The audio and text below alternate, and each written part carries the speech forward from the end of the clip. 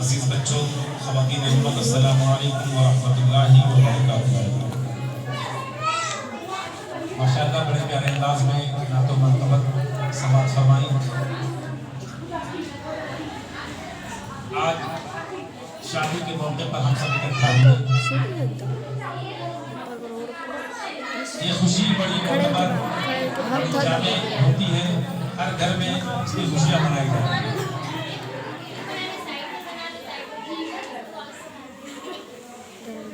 شادی میں کچھ ناجائز رسومات بھی لوگ کر لیتے ہیں، لیکن ہم سب کو چاہیے کہ سنت مصطفیٰ پر عمل کریں اور سنت مصطفیٰ کے میں جو بھی جائز ہو، اس شریعت میں جو حلال چیزیں ہیں، جائز چیزیں ہیں، وہی کریں۔ بعض جگہوں پر دیکھا جاتا ہے کہ شادیوں میں ناچ گانے ضرور ہیں، وہ کبھی کسی دور میں ہوتا رہا، نہ اس وقت جائز تھا نہ آج جائز ہے، نہ اس وقت اسے کوئی اچھا سمجھتا تھا نہ آج۔ مسلمانوں، میں آپ کو چند منٹ میں کچھ ایسی چیزیں بتانا چاہوں گا جس سے یہاں سے جب آپ جائیں تو کچھ لے کر کے جائیں۔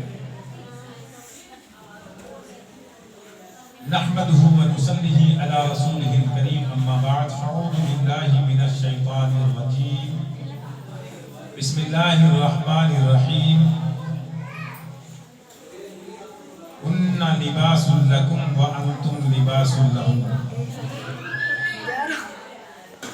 صدق الله ومولانا العظيم، وصدق رسوله النبي الامين المتين المعين المبين الكريم، ونحن على ذلك لمن الشاهدين والشاكرين، والحمد لله رب العالمين۔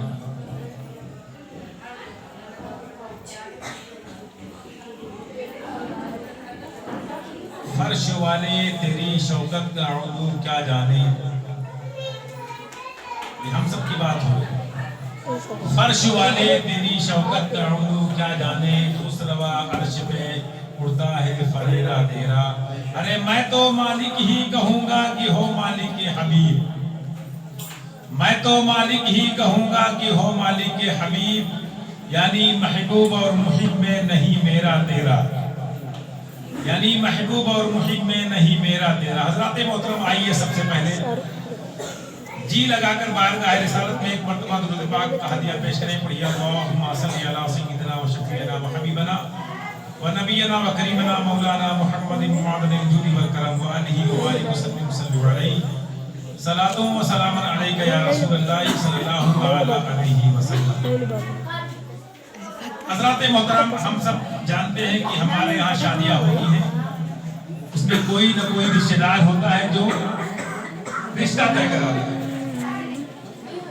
ایک دوسرے سے تال میل کراتا ہے۔ لیکن میں آپ کو بتا دوں، سیدنا خواجہ غریب نواز رضی اللہ تعالیٰ عنہ کی شادی ہوئی، جب دوسری شادی سیدنا خواجہ غریب نواز رضی اللہ تعالیٰ عنہ کی ہوئی، جب پہلی کی باری آئی تو آقا صلی اللہ علیہ وسلم خوار پہ تشریف لائے۔ ابھی ہماری اور آپ کی شادی میں چچا، ماموں، خالو،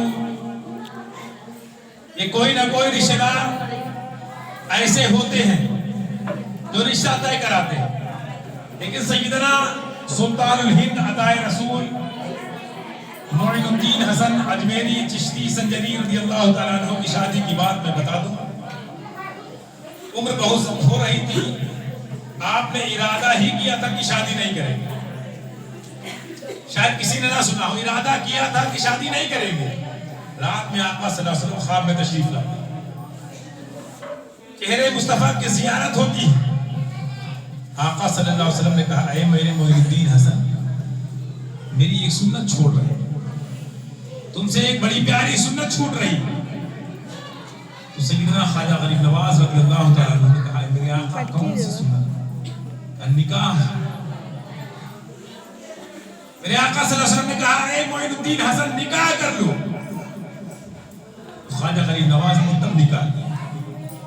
اس نے کہا، نبیوں کے سردار اس نے کہا ہم سب کے غمخوار نے کہا، اس نے کہا ہم سب کے آقا و مولا نے کہا، اس نے کہا جس کو ہندوستان میں، جس نے خواجہ غریب نواز کو ہندوستان میں بھیجا اور بتا کر کے بھیجا جاؤ اجمیر کی سرزمین پر چلے جاؤ، پھر انہیں نقشہ بھی دکھایا کہ کدھر کدھر سے تم کو جانا۔ ان کا جب سفر طے ہوتا، چلتے چلتے دادا علی حجویری جس وقت پاکستان میں، وہاں پہنچتے ہیں، 40 دن مسلسل قرآن پاک کی تلاوت کی، مزار پاک کے پاس بیٹھ کر۔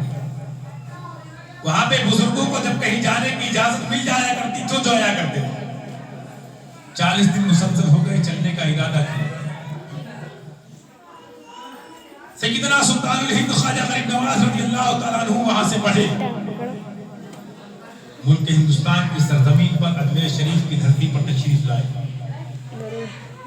میں آپ کو واقعات کی طرف نہیں لے جانا چاہتا، بس یہ بتانا چاہتا ہوں کہ ہندوستان کی سرزمین پر تمام افعال و اعمال برے ہو چکے ہیں۔ جو مالدار ہوا کرتا تھا غریبوں کو کچھ نہیں سمجھتا، اس کا خاندان بڑا ہوا کرتا تھا، آئے دن جھگڑے کیا کرتا تھا۔ مثال سنی ہوگی آپ لوگوں نے، جس کی لاٹھی اس کی بھینس، وہ ہوا کرتا تھا۔ اس زمانے میں جادوگر جو بھی جے پال بڑا مشہور جادوگر تھا، ایک پنڈت رام دیو بھی تھے، انہوں نے اس بات میں اسلام قبول کیا، جن کا نام حضرت عبداللہ رکھا گیا۔ کچھ لوگ عبداللہ بیابانی کے نام سے جانتے ہیں۔ کچھ لوگوں کا عقیدہ ہے کہ آج بھی اجمیر میں اپنا خیمہ اگر کوئی بھول جائے، ان کا تصور دل میں کرو تو راستہ مل جاتا ہے۔ بعض کا کہنا ہے، میرا یہ یقین نہیں ہے، لیکن بعض لوگ کہتے ہیں کہ اگر راستہ بھٹک جاؤ کہ خیمہ کہاں یا میری بس کہاں کھڑی، گاڑی کہاں کھڑی، کیسے جائیں گے، ان کا تصور دل میں کرو تو تمہیں راستہ اللہ تبارک و تعالیٰ دکھا دے۔ خیر، میں یہ عرض کر رہا تھا کہ سیدنا خواجہ غریب نواز کی پہلی شادی، اسی اثنا میں ایک بزرگ، ہم عصر بزرگ وجیہ الدین مشہدی رحمت اللہ علیہ، ان کی بیٹی جوان ہو گئی۔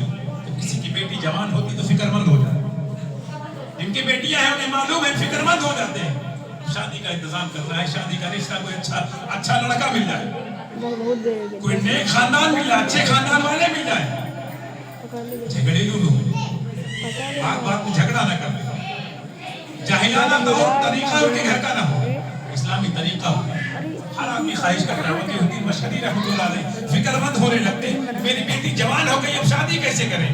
تو قسم خدا کی میں آپ کو بتانا چاہوں گا، وجیہ الدین مشہدی رحمت اللہ علیہ خواب میں سو جاتے ہیں اور ان کو حضرت امام جعفر صادق رضی اللہ تعالیٰ عنہ خواب میں تشریف لاتے ہیں اور عرض کرتے ہیں، بیٹا وجیہ الدین کیا بات ہے، پریشان کیوں؟ تمہیں پریشان ہونے کی ضرورت نہیں، جاؤ معین الدین حسن خواجہ غریب نواز کی بارگاہ میں چلے جا، اپنی بیٹی کا رشتہ ان سے کر دو۔ اب وہ بوڑھے ہو چکے تھے، عمر بھی ہو چکی تھی، حضور تو عمر دراز ہے، جاؤ یہی کرو۔ خواجہ غریب نواز کی بارگاہ میں حاضر ہوتے ہیں، وجیہ الدین مشہدی رحمت اللہ علیہ نے عریضہ پیش کیا، اپنا خواب بیان کیا۔ سیدنا خواجہ غریب نواز نے کہا، میں تو بوڑھا ہو گیا لیکن جب پیغام ہے تو میں اس پر راضی ہوں۔ دوسری شادی ہو جاتی، ان سے 3 بچے ہوتے ہیں، الگ الگ ان کے نام ہوتے ہیں۔ میرے کہنے کا مقصد یہ ہے کہ شادی بہت بڑی سنت ہے، جس کو میرے نبی نے بھی شادی کی۔ آج جو نکاح جو رائج ہے، آقا صلی اللہ علیہ وسلم کا جو پہلا نکاح ہوا تھا، اسی اعتبار سے آج نکاح ہوتا ہے، وہی طریقہ ہے۔ لیکن آج میں بتاؤں، ولیوں کے سردار، ولیوں کے امام، جہاں سے ولایت کا چشمہ پھوٹا، جو ولیوں کے ولی، ہم سب کے مولا علی، مولا علی سید عالم صلی اللہ علیہ وسلم کی بارگاہ میں حاضر ہوتے ہیں، بلکہ حاضر نہیں ہوتے، آقا دو جہاں صلی اللہ علیہ وسلم کی بارگاہ میں حضرت صدیق اکبر، حضرت عمر فاروق، حضرت عثمان ذو النورین، تینوں صحابہ کرام جاتے ہیں اور کہتے ہیں اے علی فاطمہ کا ہاتھ مانگ لو، اے علی فاطمہ کا ہاتھ مانگ لو۔ قسم خدا کی حضرت علی کے دل میں خیال آیا کہ چلتے چلتے ہی ہاتھ مانگ لیتے۔ اسی اثنا میں سید عالم صلی اللہ علیہ وسلم کی بارگاہ میں جبریل امین حاضر ہوتے ہیں اور عرض کرتے ہیں یا رسول اللہ صلی اللہ علیہ وسلم، اللہ تبارک و تعالیٰ نے آپ کو سلام بھیجا ہے اور ایک پیغام بھیجا ہے کہ آپ کی بیٹی، پیاری بیٹی سیدہ فاطمہ کا نکاح کر دیا۔ سیدہ فاطمہ کا نکاح رب کی بارگاہ میں ہو گیا ہے۔ جبریل امین نے خطبہ پڑھا۔ جب یہ پیغام نبی کی بارگاہ میں پہنچا، اتنے میں حضرت مولائے کائنات نبی پاک صلی اللہ علیہ وسلم کی بارگاہ میں حاضر ہوتے ہیں، زانوے ادب بچھا کر بیٹھ جاتے ہیں اور بڑے اطمینان کے ساتھ بیٹھے ہیں۔ لب کشائی کی طاقت نہیں، کچھ سننے کی، کچھ کہنے کی طاقت نہیں۔ مولائے کائنات وہیں پر بیٹھے ہیں۔ میرے آقا صلی اللہ علیہ وسلم نے کہا اے علی کیا بات ہے، کہو، علی جو کہنا چاہتے ہو کہو۔ حضرت علی خاموش۔ پھر میرے نبی نے کہا علی جس مقصد سے آئے ہو کہو، تمہارا مقصد پورا ہوگا۔ اب مولا علی نے عرضہ پیش کیا یا رسول اللہ میں چاہتا ہوں کہ فاطمہ سے نکاح کروں۔ آقا دو جہاں صلی اللہ علیہ وسلم نے کہا تمہارا اور فاطمہ کا نکاح عالم رب کی بارگاہ میں ہو چکا ہے، رب نے کرا دیا ہے۔ قسم خدا کی آپ اندازہ لگائیں کہ نکاح کتنی بڑی نعمت ہے۔ نکاح سے دو جوڑے ملتے ہیں، نکاح سے دو لوگ نئے انجان لوگ ملتے ہیں نئے طریقے سے، دو رشتہ داروں میں آپس میں تال میل بڑھتا ہے۔ نکاح آقا صلی اللہ علیہ وسلم بہت پیاری، بہت بڑی سنت ہے۔ اور میں آپ کو بتا دوں کہ اس نکاح میں جو ناجائز رسمیں جب ہوتی ہیں، تمام ناجائز رسومات اگر شروع کر دیے تو آقا صلی اللہ علیہ وسلم کی بارگاہ میں ہم کون سا چہرہ لے کر کے جائیں گے؟ مولا علی سیدہ فاطمہ کے روبرو تمام خواتین امت کس انداز میں کون سا چہرہ لے کر کے جائیں گی؟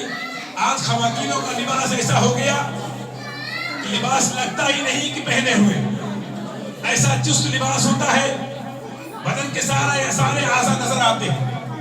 نقاب کا مطلب ہوتا ہے چھپانا اور عورت کا مطلب ہی ہوتا ہے پردے میں رہنا، عورت کا مطلب ہی ہوتا ہے پردہ۔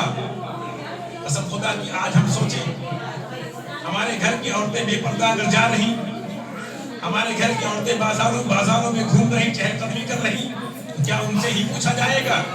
ارے ان کے ماں باپ سے بھی پوچھا جائے گا، ان کے شوہر سے بھی پوچھا جائے گا، لیکن ہم اس کا خیال نہیں کرتے۔ اس کے لیے ہمیں پکڑ لیا جائے گا۔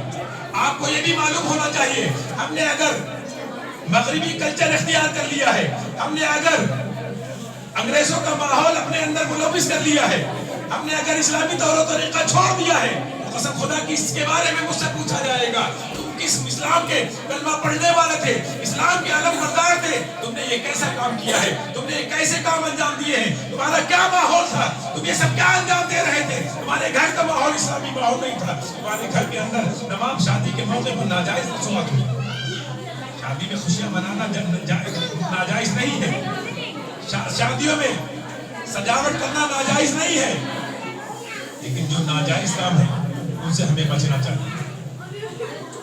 جو گانے باجے ہوتے ہیں ان سے ہمیں بالکل دور ہونا چاہیے، ہمیں دور چلے جانا چاہیے۔ میں کئی مرتبہ بیان کر چکا، ایک مرتبہ علامہ طاہر القادری صاحب نے اپنے یہاں شادی کا ذکر کیا کہ ان کے یہاں ان کے بھائی کی شادی تھی، ان کے والد محترم بھی عالم ہیں۔ انہوں نے کہا جب ہمارے بارات قریب، بہت قریب ہی جانا تھا بارات، یعنی 2-4 گھر 10 گھر کے بعد ہی بارات جانی تھی، ان کے والد محترم نے اعلان کیا جتنے بھی باراتی جائیں گے کلمہ شہادت پڑھتے ہوئے جائیں گے۔ اسی مثال کے طور پر یہاں سے 10-20 گھروں کے بعد اگر جانا ہو، ایسے ہی دوسری گلی میں جانا تھا، انہوں نے اعلان کر دیا کہ جو بھی باراتی ہیں جائیں گے کلمہ شہادت پڑھتے ہوئے جائیں گے۔ جب بارات نکلی اس وقت بھی عورتیں بول پڑی یہ بارات جا رہی ہے کسی کا جنازہ جا رہا ہے، جنازے میں ہوتا نہیں کلمہ شریف پڑھتے ہوئے جاتے ہیں۔ ارے کلمہ پڑھنے کو لوگ سمجھتے ہیں کہ جنازے میں ہی کلمہ پڑھا جاتا ہے۔ ارے مسلمانوں افسوس کرو اپنے آپ پر، اپنے اپنے آپ پر رحم کرو. کلمہ پڑھ دیا جائے تو جنازہ سمجھ لیا جائے. ارے مسلمانوں کس غفلت میں کھوئے ہیں ہم آج دنیا کے اندر. دنیا کے ماحول میں ہم ملوث ہیں. ہم یہ نہیں کہتے کاروبار نہ کرو, ہم یہ نہیں کہتے کوئی بزنس نہ کرو, کرو سب کچھ کرو, لیکن شریعت کے مطابق اپنا جب وقت ملے تو نماز بھی پڑھو, وقت رمضان کا مہینہ آ جائے تو روزے بھی رکھو, اچھے اعمال و افعال بھی کرو, صدقات و خیرات بھی کرو. اگر کوئی پریشان کا آ جائے, غریب آ جائے, اس کی مدد بھی کرتے رہو. مسلمانوں شادی کے موقع پر سارے کام کرو. شادی میں حقیقت میں جو کہا گیا ولیمہ کرنا سنت ہے, ولیمہ کرو. اور ولیمہ دوسرے دن یا تیسرے دن, چوتھے پانچویں دن ولیمہ سنت نہیں. ولیمہ تو ہو جائے گا, سنت ہے نکاح آج ہوا کل کرو یا پرسوں, دوسرے دن یا تیسرے دن ولیمہ کرو. لیکن آج ہم سب ولیمے میں بھی طرح طرح کے قسم قسم کے کھانے. آقا صلی اللہ علیہ وسلم کے زمانے میں بھی ولیمے ہوئے, ولیمے ہوئے. اس ولیمے میں سالن روٹی ہوا کرتا تھا, لیکن آج طرح طرح کے قسم قسم کے کھانے ہو گئے. اس میں تو یہ کہوں گا کہ قسم قسم کے طرح طرح کے لوگ کپڑے پہنتے ہیں, طرح طرح کی گاڑیاں رکھتے ہیں, طرح طرح کے مکان بنے ہوتے ہیں, اسی میں طرح طرح کے کھانے بھی بناتے ہیں. لیکن ولیمہ کرنا سنت ہے, اور وہ ولیمہ سب سے خراب دعوت جس میں صرف امیر ہی امیر ہو, غریب کوئی نہ ہو. اور وہ ولیمہ سب سے اچھی دعوت اس میں امیر و غریب سب ایک ساتھ میں ہو. تو مسلمانوں ہمیں یہ کرنا ہے, امیر کو بھی ہم نے پوچھا تو غریب کو بھی پوچھ لیں گے, امیر کو بھی کھلائیں گے تو غریب کو بھی ساتھ میں کھلائیں گے. ایک دسترخوان, ایک ہی جیسا کھانا, ایک ہی جگہ پر کھلانا, اس میں میرے آقا صلی اللہ علیہ وسلم خوش ہو گئے. اور جس بندے مومن کا دل خوش ہو گیا اس سے علی راضی, جس سے علی راضی اس سے نبی راضی, اور جس سے نبی راضی اس سے خدا راضی. میں آپ کو بتا دوں, علی کی محبت ایمان کی دلیل, صدیق اکبر کی محبت ایمان کی دلیل, عمر فاروق کی محبت ایمان کی دلیل, عثمان ذو النورین کی محبت ایمان کی دلیل. اور کیوں ہے؟ کیونکہ میرے نبی نے ارشاد فرمایا کہ جو ولی علی سے محبت کرتا ہے میں اس سے محبت کرتا ہوں, اور جو علی سے محبت کرتا ہے رب تبارک و تعالیٰ اس سے محبت کرتا ہے. اور یہی نہیں, مسلم شریف مشکاۃ شریف صفحہ نمبر 426 کی حدیث پاک ہے, المرء مع من احب, جو جس سے محبت کرتا ہے میدان قیامت میں اسی کے ساتھ اٹھایا جائے گا. اور ایک چیز میں اور بتا دوں, مسلم شریف کی حدیث مشکاۃ شریف میں بھی ہے کہ آقا صلی اللہ علیہ وسلم سے ایک صحابی رسول نے پوچھا, یا رسول اللہ, کوئی شخص ہو جو کسی قوم سے ملا نہ ہو, کسی قوم سے محبت رکھتا ہو, اس سے ملا نہ ہو, توجہ چاہوں گا.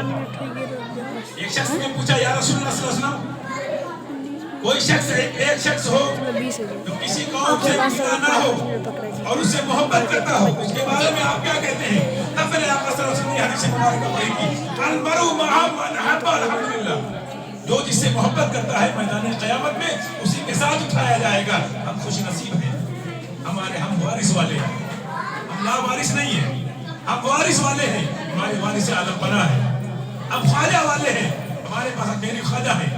ہم بریلی والے ہیں, ہمارے پاس احمد رضا خان ہے. ہم پچھوچا والے ہیں, ہمارے پاس مخدوم اشرف جہانگیر سمنانی ہیں. ہم بغداد والے ہیں, ہمارے پاس پیروں کے پیر روشن ضمیر سیدنا شیخ عبد القادر جیلانی ہیں.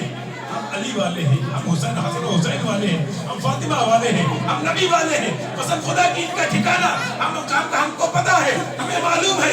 اللہ کے پیارے رسول صلی اللہ علیہ وسلم نے جن کو دنیا میں ہی جنت کی بشارت دی اس میں مولا علی ہے. اور میرے نبی نے کیا ارشاد فرمایا, علی مجھ سے ہے اور میں علی سے ہوں.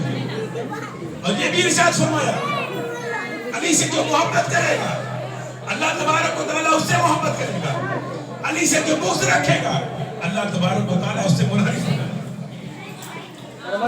آپ اندازہ لگائیں اب ہمیں کیا کرنا ہے. ہمیں اللہ اس کے رسول کی ناراضگی میں توڑنا,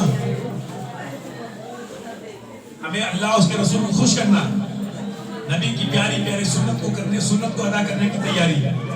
اب سو انشاءاللہ سنت ادا ہوگی.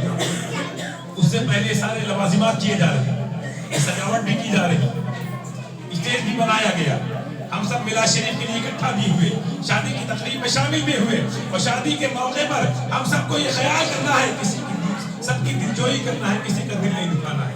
نا اتفاقیوں کو ختم کیا جاتا ہے. کہتے ہیں کہ خالو ناراض ہے, چلو انہیں منا لیا جائے, چچا ناراض ہے, چلو انہیں منا لیا جائے, ماموں ناراض ہے, چلو انہیں منا لیا جائے, فلاں پڑوسی ہمارا ناراض ہے, چلو اسے منا لیا جائے. شادی کے موقع پر یہ ساری چیزیں کرتے ہیں. قسم خدا کہ یہ بھی کر لے, شادی میں کوئی ایسا کام نہ کرے اللہ اس کا ناراض ہوتا ہے. شادی میں کوئی ایسا کام نہ انجام دے جس سے رسول ناراض ہوتا ہے. شادی میں کوئی ایسا کام نہ کرے جس میں مولا علی فاطمہ ناراض ہوتا ہے. قسم خدا کی مولا علی ناراض کب ہوں گے جب ناجائز رسومات کرو گے. قسم خدا کی کنیزان فاطمہ سے میں کہنا چاہتا ہوں, آج ہم سب کو کوئی فاطمہ تو نہیں بن سکتی, لیکن کنیزے فاطمہ سبھی بن سکتی. ابھی چھوٹی سی بچی نے بڑے پیارے انداز میں, بڑے پیارے لہجے میں, پھول جیسے الفاظ جھڑتے ہوئے چہرے سے نکل رہے تھے, ایسے انداز میں گفتگو کر رہی تھی.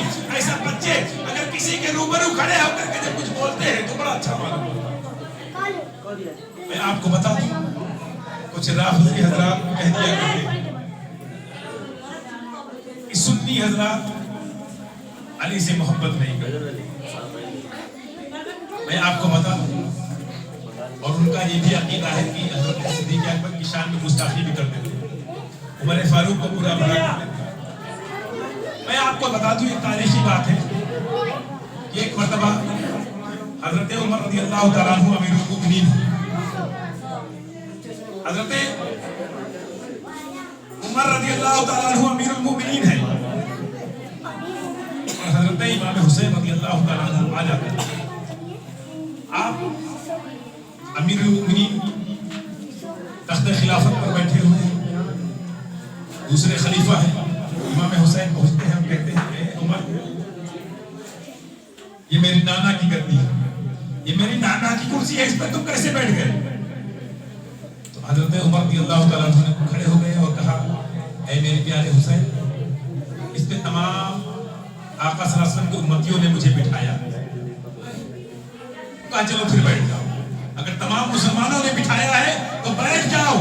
اتنا کہنا ہوا, عمر جب بیٹھتے ہیں کہتے سنو سنو, اب تک تمامی مسلمانوں نے کہا تھا, اب ایک جنتی مسلمان نے نبی پاک صلی اللہ علیہ وسلم کے نواسے حسین نے کہہ دیا ہے, اب مجھے اس کرسی سے کوئی نہیں ہٹا سکتا. یہ عمر فاروق کی محبت اہل بیت اطہار سے. اور عمر فاروق یہ بھی کہتے ہیں لولا کا علی وہلاک عمر, اگر علی نہ ہوتے تو میں ہلاک ہو جاتا. ایک مرتبہ نہیں, کئی مرتبہ حضرت عمر رضی اللہ تعالیٰ عنہ نے جملہ اس طرح ارشاد فرمایا کہ اگر علی نہ ہوتے تو میں ہلاک ہو جاتا. آپ یہ کیسے اندازہ لگا سکتے ہیں کہ مولا علی سے عمر محبت نہیں کرتے, مولا علی سے صدیق اکبر محبت نہیں کرتے؟ ارے سب کرتے ہیں محبت. میں ایک حدیث پاک سنا دوں, حضرت سیدہ عائشہ صدیقہ رضی اللہ تعالیٰ عنہ بیان فرماتی ہے, ایک مرتبہ عائشہ صدیقہ رضی اللہ تعالیٰ عنہ اپنے گھر میں ہے اور آپ کے بابا صدیق اکبر موجود ہیں. کہا میرے بابا جان مجھے یہ بتا دیجئے کہ آپ کسی مجلس میں ہوتے ہیں تو آپ علی کو ہی کیوں دیکھتے رہتے ہیں؟ آخری بات, علی کے چہرے کو کیوں دیکھتے رہتے ہیں؟ صدیق اکبر نے بڑی پیارے انداز میں کہا اے میری پیاری بیٹی سیدہ عائشہ سنو سنو, بات یہ ہے کہ میرے نبی نے ارشاد فرمایا علی کا چہرہ دیکھنا عبادت, علی کا چہرہ دیکھنا عبادت.